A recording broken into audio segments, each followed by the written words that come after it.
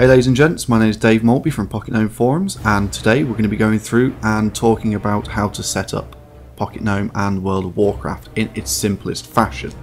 The first thing we need to do is set up World of Warcraft for interaction with Pocket Gnome. So without further ado, if you press escape and go to interface, the first thing you need to do is turn on auto loot. So if you tick the auto loot button, the next thing we need to do is go up to combat. And in combat we need to be turning on auto self cast. The button itself doesn't matter. If you want to set yours to alt as well, go for it. That works for me. Now the next thing we need to click is mouse, and if you click to move and set it to never adjust camera. Once you've done this, you need to click OK. The next thing to set up is keybindings. You can't use any modifier keys with keybindings, no shift, nothing. And the first place you want to find yourself is targeting functions. Under targeting functions, the first thing we're going to set is target last target. I like to set mine to F keys because they're simple and easy to use and not bound to anything else. F13 for me. And the next one is interact with mouse over. And I'm going to set that to F14. Under the next bit, we need to scroll down and find multi-action bar functions. And the first thing will be bottom left action bar button 1. I'm going to set mine to F16. For some reason F15 on my keyboard doesn't work, that's why I've skipped it out. And once you've done that, click OK.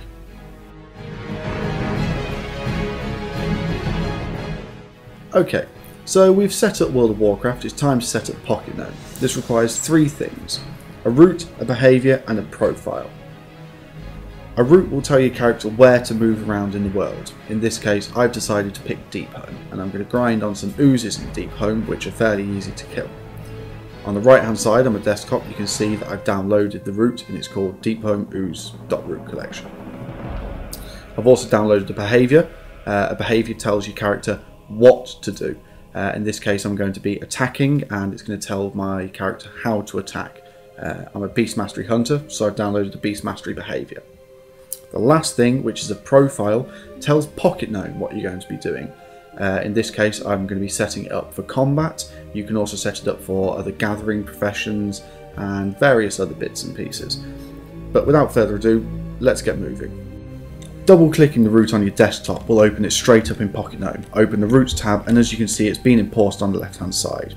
I like to have a quick look and see all the waypoints and their associated actions, just so I can make any adjustments to profiles or Pocket Gnome should there be any actions. In this case there are none, so we can click bot up in the top left hand corner, and once we've clicked bot we will select the appropriate route. So we'll click bot and then we'll choose our route here, and we're ready to then import our behaviour. Again, double clicking a behaviour on a desktop will open it right up in Pocket Gnome. In this case we're being warned about some macros that are inside the behaviour. I've already imported these macros into World of Warcraft. You would do this like you would any other macro, just make sure you've dragged it to the toolbar. The macros are given to you usually by the person which creates the behaviour. In this case NYNix has been good enough to give us the pull macro. You will have to relaunch Pocket Gnome before any macros from World of Warcraft appear. So we'll click import, and straight away we can see that in the pre-combat section this rule here requires a macro. Click it, click edit rule. Choose the correct macro in this drop down menu and click save rule. Once we've done this we're now ready to go, so click bot. We now need to choose the behaviour, so in the drop down menu choose the behaviour that we've just imported. So we're only now a couple of steps away from getting the bot running. Click the pinwheel next to profile and we can start setting up a profile. I'm going to call mine Hunter Combat, something nice and descriptive. Once the combat profile section opens you can see the default settings. Now these are usually pretty good and they only need to be changed if the root or the behaviour tells you to, or if you're having problems, have a play with them. Engage range is usually one of the biggest issues. I'm going to open gathering and looting, and I'm going to tick loot bodies, and I'm going to click stop on full inventory. Fairly self-explanatory.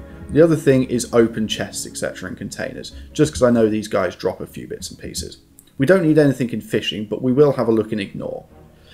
Ignore is pretty useful if you know there's an elite in the area that you don't want to attack. you can just add it with its mob number, which I will cover some other time, or you can find that mob number out of a Wowhead.